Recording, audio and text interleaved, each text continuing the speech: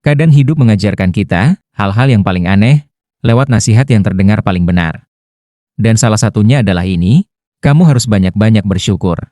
Sebuah kalimat yang begitu sering kita dengar, sampai-sampai kita berhenti memeriksanya. Kita telan bulat-bulat, tanpa sadar kalau sesuatu yang seharusnya menghangatkan hati, bisa saja menjadi alasan kenapa langkahmu tidak bergerak, kenapa hidupmu diam di titik yang sama, dan kenapa kamu merasa berjalan tapi sebenarnya sedang berputar di tempat. Tapi sebelum kita menyalahkan kata syukur, mari aku ajak kamu duduk dulu. Tarik napas pelan-pelan, lupakan sejenak segala definisi yang pernah kamu dengar. Anggap saja kamu mendengar kata itu untuk pertama kali, seperti seorang anak kecil yang menatap dunia tanpa prasangka. Karena kisah di video ini bukan tentang melawan syukur, tapi tentang menemukan kembali makna yang mungkin sudah lama hilang.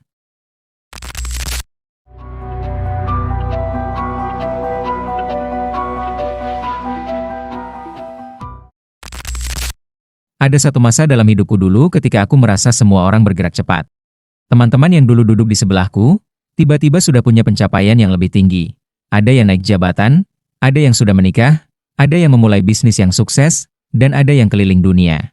Sementara aku masih berkutat dengan ketidakpastian yang sama, mimpi yang sama, dan rutinitas yang sama.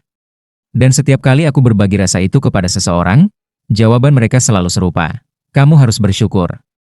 Bersyukur karena masih bisa makan, bersyukur karena masih punya pekerjaan, bersyukur karena masih sehat, dan bersyukur karena tidak seburuk orang lain.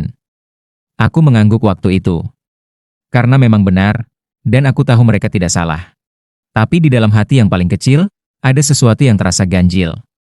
Kalimat itu benar, tetapi cara aku memakainya, ternyata salah. Syukur akhirnya menjadi selimut yang menutupi api dalam diriku. Api yang seharusnya mendorongku untuk berubah. Tapi dengan alasan bersyukur, aku memadamkannya perlahan-lahan. Dan mungkin kamu juga pernah melakukan hal yang sama. Kita tumbuh di budaya yang memuliakan syukur, tapi tidak pernah mengajarkan bagaimana memakainya. Kita diajarkan bahwa syukur itu wajib, tapi jarang diberitahu kapan syukur bisa berubah menjadi jerat. Lihatlah sekelilingmu. Berapa banyak orang yang hidup dalam hubungan yang tidak sehat, tapi bertahan karena, ya sudah, yang penting bersyukur masih punya pasangan. Berapa banyak yang bertahan pada pekerjaan yang membuat hatinya kosong, tapi bilang, yang penting masih ada gaji, bersyukur saja. Atau yang menahan mimpi, menahan kemampuan terbaiknya, karena merasa, aku sudah lebih beruntung dari orang lain. Betapa sering kita bertemu orang-orang yang berhenti berusaha, berhenti belajar, berhenti tumbuh, karena bersembunyi di balik kata syukur. Padahal, bukan syukurnya yang salah, tapi cara menggunakannya. Syukur itu seperti pisau, bisa memasak, bisa juga melukai. Kalau kamu salah memegangnya, ia tidak hanya berhenti menjadi alat. Ia menjadi alasan kenapa kamu tidak berani bergerak. Ada syukur yang menenangkan, ada pula syukur yang meninabobokan. Syukur yang menenangkan membuatmu kuat, syukur yang meninabobokan membuatmu lumpuh. Syukur yang sehat membuatmu menerima masa lalu, tapi tetap haus untuk memperbaiki masa depan. Syukur yang tidak sehat membuatmu pasrah pada keadaan, dan menjadikan keterbatasan sebagai pembenaran. Dan sayangnya, banyak dari kita terjebak dalam jenis kedua. Bayangkan begini, kamu sedang berada di sebuah perahu kecil di tengah danau. Perahu itu tidak bocor, tidak juga rusak. Ia cukup layak untuk membawa kamu ke seberang. Kamu melihat orang lain melewati danau dengan perahu yang lebih besar, lebih cepat, lebih kokoh, dan kamu bilang pada dirimu sendiri, "Sudahlah, aku harus bersyukur, perahuku masih bisa dipakai." Lalu kamu duduk, kamu tidak mendayung, kamu tidak bergerak. Kamu hanya memeluk kata syukur, dan berhenti menatap tempat yang sebenarnya ingin kamu tuju. Di titik itu, syukur bukan lagi kekuatan. Ia menjadi penjara, penjara yang kamu buat sendiri. Padahal Tuhan, atau hidup, atau semesta, atau apapun yang kamu yakini, tidak pernah menciptakan syukur untuk membuatmu berhenti. Syukur tidak pernah dimaksudkan untuk membuatmu diam. Syukur ada untuk membuat langkahmu ringan, bukan untuk membuat kakimu menancap di tanah. Tapi kita sering salah sangka. Kita mengira bahwa bersyukur berarti menerima semua keadaan apa adanya. Dan itu tidak benar. Bersyukur artinya menerima masa kini, sambil tetap menjaga mata pada masa depan. Bersyukur artinya mengakui apa yang kamu punya, tanpa mematikan hasrat untuk tumbuh. Bersyukur artinya tidak buta terhadap kekurangan hidupmu, tapi juga tidak menutup pintu untuk memperbaikinya. Syukur yang benar bukanlah akhir perjalanan. Ia adalah bensin untuk melanjutkan perjalanan. Kalau kamu merasa hidupmu stagnan, mungkin alasannya bukan karena kamu kurang bekerja keras, bukan karena kamu kurang pintar, bukan karena kamu tidak berbakat. Mungkin karena kamu terlalu cepat berhenti. Kamu menenangkan dirimu terlalu dini. Kadang, hidup tidak berubah bukan karena kamu tidak bisa, tapi karena kamu terlalu cepat berdamai. Berdamai bukan berarti berhenti. Berdamai bukan berarti tidak maju. Berdamai adalah menerima titik startmu, bukan menghapus garis finishmu. Tapi banyak orang memutarbalikkan makna itu. Dan lagi-lagi, syukur dipakai sebagai alasan. Ada satu cerita yang selalu aku ingat. Seorang pemuda pernah bertanya kepada gurunya, "Guru, bagaimana caranya aku bisa berkembang kalau aku harus terus bersyukur dengan apa yang aku punya?" Gurunya tersenyum dan menjawab, "Anak muda, bersyukur itu seperti mengikat tali sepatu. Ia membuat kakimu siap berjalan. Tapi kalau kamu berhenti di situ, kapan kamu mulai melangkah?" Aku terdiam waktu pertama kali mendengar cerita itu. Karena begitu sering aku mengikat tali sepatuku, tetapi tidak pernah berjalan. Begitu sering aku bilang pada diriku, "Aku baik-baik saja kok, yang penting bersyukur." Padahal hatiku tahu, aku ingin lebih, aku ingin tumbuh, aku ingin bergerak, dan aku ingin keluar dari lingkaran yang itu-itu saja. Dan mungkin, kamu juga pernah merasa begitu. Kadang kita takut mengakui bahwa kita ingin hidup yang lebih baik. Takut dianggap tidak berterima kasih, tidak puas, atau tamak. Padahal, keinginan untuk berkembang bukanlah dosa. Keinginan untuk bertumbuh adalah naluri manusia. Saat kamu ingin menjadi lebih baik, itu bukan karena kamu tidak bersyukur. Itu karena kamu menghormati hidup yang diberikan kepadamu. Karena kamu tidak mau menyia-nyiakan potensi yang dititipkan dalam dirimu.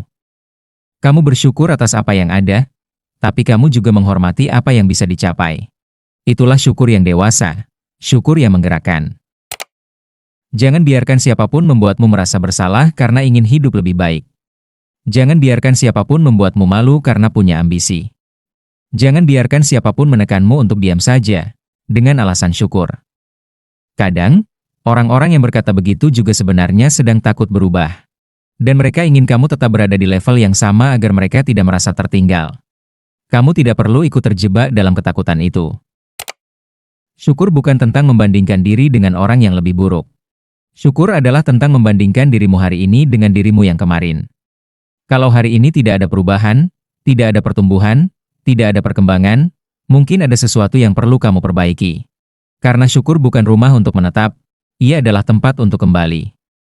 Kamu bisa singgah di sana, menghangatkan diri, merilekskan hati, berterima kasih atas apa yang telah kamu jalani. Tapi setelah itu, kamu harus keluar lagi, melanjutkan perjalananmu. Dan perjalanan itu, tidak harus selalu besar, tidak harus seperti film motivasi, dan tidak harus dramatis. Kadang, perubahan itu kecil sekali, bahkan tidak terlihat hari ini, tapi kamu tetap bergerak.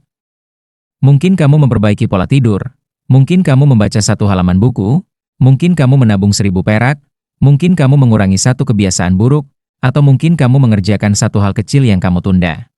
Pergerakan yang kecil jauh lebih penting daripada syukur yang meninabobokan. Karena hidupmu berubah bukan oleh hal besar yang terjadi sekali, tapi oleh langkah kecil yang kamu ulangi setiap hari. Syukur yang benar bukan membuatmu berhenti, tapi membuatmu kuat untuk berjalan pelan-pelan.